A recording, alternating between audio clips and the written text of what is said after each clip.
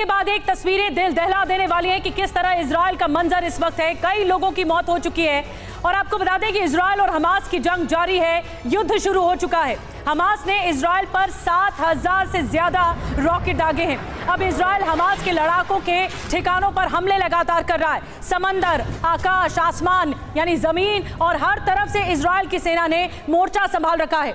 Israel का iron डोम भी पूरी तरह से एक्टिव हो गया है। तेल अवीव पर आ रहे हमास के 150 रॉकेट आयरन डोम ने तबाह कर दिए हैं। और देखिए, इन सब के बीच एक बड़ी खबर आ रही है। आपको बताएं, युद्ध के बीच फिलिस्तीनी मीडिया का बड़ा दावा, हमास के नेताओं पर इजराइल का बड़ा हमला हुआ है।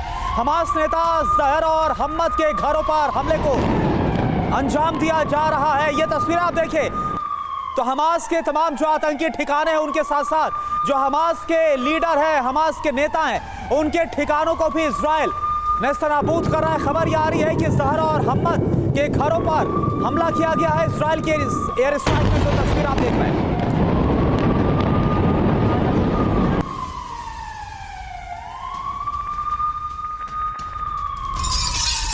और एक और ब्रेकिंग न्यूज आपको बता दें, गाजा के लोगों को इजराइल की चेतावनी। इजराइल ने कहा तुरंत अपना घर छोड़ दें। इजराइल ने गाजा में जमीनी हमले की तैयारी कर ली है।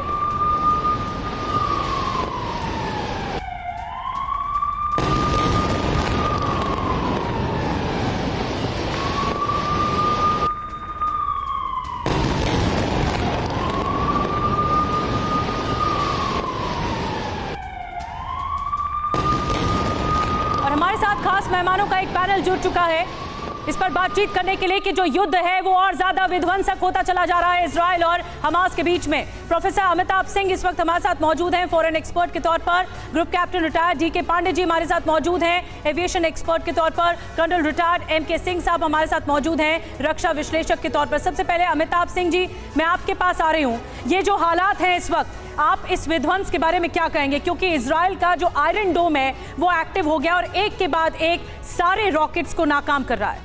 देखिए, मैं ये स्ट्राइक जो हुआ है उसको एक्सपेक्ट कर रहा था। मैं पिछले साल जुलाई में 10 दिन तक पैलेस्टीन और इजराइल घूम रहा था। जिस तरह का रिजेंटमेंट था और इजराइल ने शायद ये मान लिया था कि गजा पट्टी के तरफ से अब हमले नहीं होंगे। और इसका सबसे बड़ा कारण ये भी है कि पूरे वेस्ट एशिया में एक इजराइल के साथ दोस्ती बढ़ी थी, अब्राहम अकॉर्ड्स हुए थे।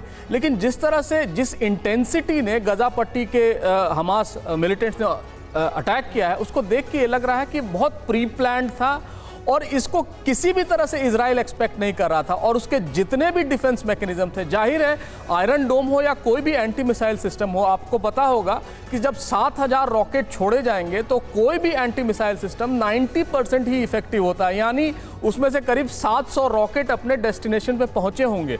और जिस तरह की विभीषिका है, मैं ये बताता हूँ, हमास तो बिल्कुल नेस्तनाबूद हो ही जाएगा। इजराइल में जो हो रहा है आज और इसके पहले जो इजराइल की भीतरी राजनीति के तरफ हुआ था, उसमें और भी राइट विंग इजरायलीज और यहूदी और प्रोमिनेंट होंगे। और बेंयामिन नेतन्याहू का जो अब तक का इफेक्ट था पूरे स्टेट पे, वो और गहरा होता जाएगा। बिल्कुल हालात और खराब हो गया। अरब और यहूदियों के बीच का जो फासला है, जो खाई है, वो और गहरी होती नजर आएगी, नफरत और बड़ी होती नजर आएगी।